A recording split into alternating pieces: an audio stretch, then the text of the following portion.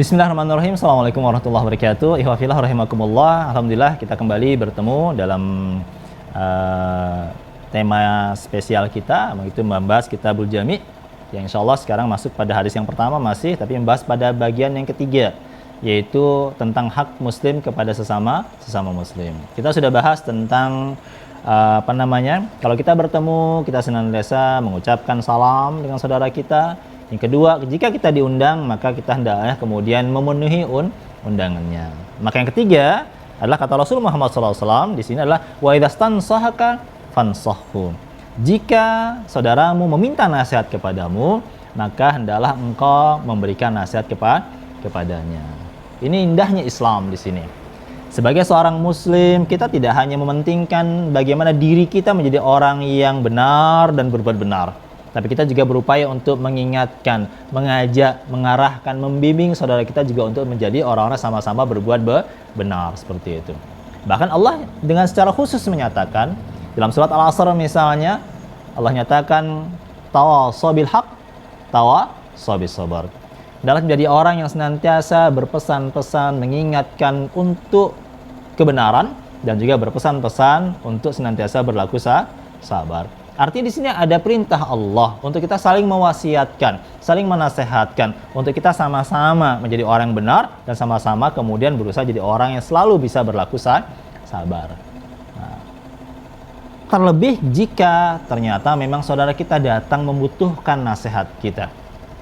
Tentu nasihat yang mengarah kepada kebaikan. Maka ini tugas kita untuk kemudian memberikan nasihat kepadanya, memberikan motivasi kepadanya, memberikan dorongan kepadanya untuk senantiasa sabar ketika diberi ujian oleh Allah Subhanahu wa taala, kemudian bersyukur ketika diberi nikmat oleh Allah Subhanahu wa taala.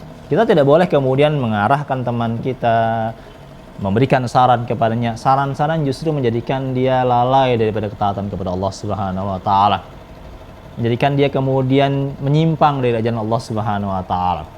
Nasihat itulah nasihat yang menjadikan dia senantiasa berada dalam koridor ketaatan kepada Allah Subhanahu wa taala. Ini kewajiban kita bersama. Bahkan ketika kita melihat saudara kita berbuat salah saja, tanpa diminta nasihat pun kita seharusnya segera memberikan kemudian nasihat kepadanya. Memberikan kemudian teguran kepadanya, peringatan kepadanya. Supaya apa? Supaya dia kemudian berhenti dari kesalahan yang dia lakukan. Sebenarnya sabda Rasul Muhammad SAW, kata Rasul, man ra'a minkum mungkaran falyughayyir biyadihi.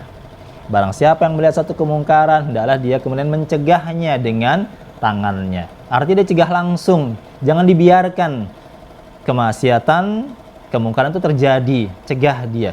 Ini cara kita memberi nasihat kepada kita, cegah, ingatkan dia.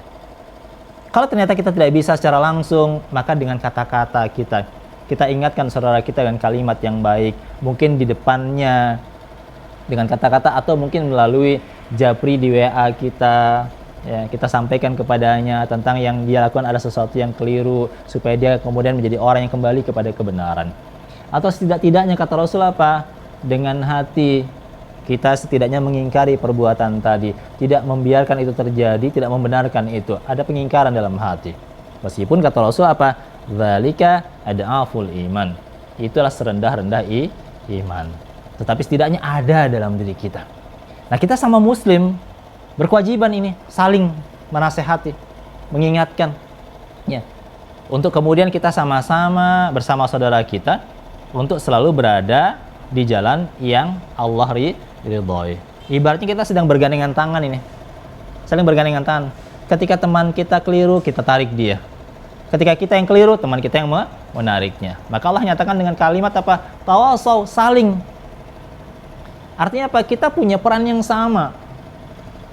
Ada kalanya kita yang menjadi orang yang kemudian mungkin memberikan nasihat kepada saudara kita, kepada teman kita.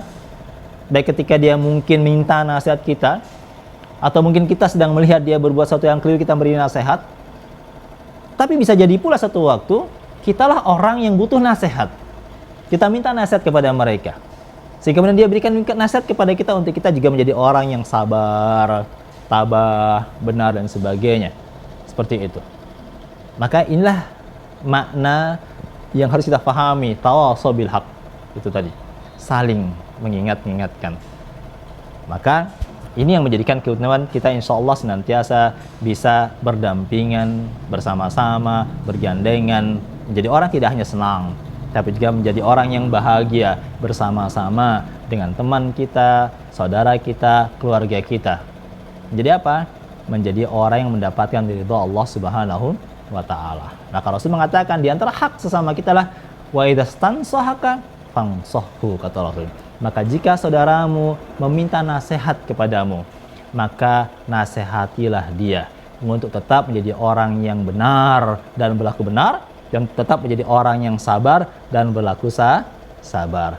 Insya Allah kita laksanakan ini, kita sama-sama sekali lagi bisa bergandengan tangan menuju ridhonya Allah, mencapai kebahagiaan tidak hanya dunia tapi juga kebahagiaan yang keselamatan sampai kehidupan akhirat kita. Inilah bagian ketiga dari hakul muslim alal muslim yang perlu kita pahami dan kita pelajari, sehingga dengannya kita bisa menyempurnakan diri kita sebagai seorang muslim, serta kemudian bisa menyempurnakan hak-hak kepada sesama kita. Inilah hakikat seorang muslim sekali lagi. Demikian, Allah memberikan kebaikan. Assalamualaikum warahmatullahi wabarakatuh.